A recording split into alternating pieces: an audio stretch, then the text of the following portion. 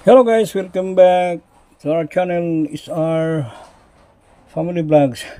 So nandito na po ako para ibahagi sa inyo lahat, no? Another content, another day, no? So shout out sa lahat ng mga solid supporters, solid followers. Thank you very much sa inyong suporta at pagtitiwala sa aming channel, no?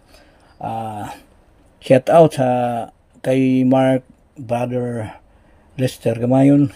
So for another video na naman po tayo, no, for today's video, no. Naisip ko na po i-share yung bagong huli ni Isaro. May bago na namang nagkapag-alok sa akin, no.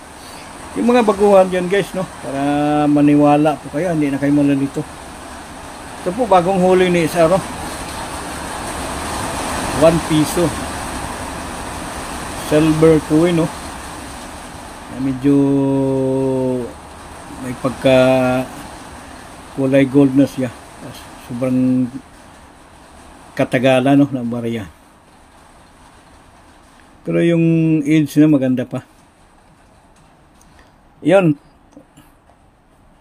Yung mga baguhan, palagi kayong manonood dito sa channel namin, no, para matututo kayo, hindi na kayong malilito, no.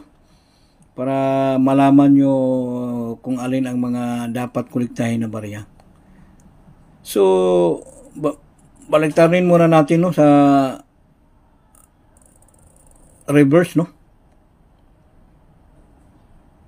Yan guys, no, for another collection ni SR, no, 1907, no.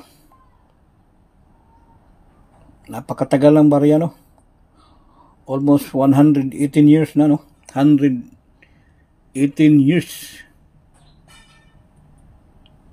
Ito pang mga real na silver, no.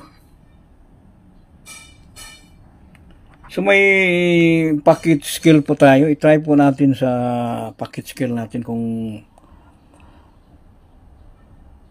gaano kabigat, no, ilang gramo to. Yan guys, oh, 19.90 grams, no. Pasok po ito guys, no. Pasado po. Hindi po hindi po copy coin to guys, no. Kasi yung mga copy coin na minsan na pinapakita sa mga vlogger, ito tatandaan nyo yung eagle, no. Pag medyo maliit yung liig, yan ay copy coin, no. Marami dyan sa Lazada. Pwede tayong bumili dyan. Pero sa mga gaya namin ng mga legit, hindi po kami bumili.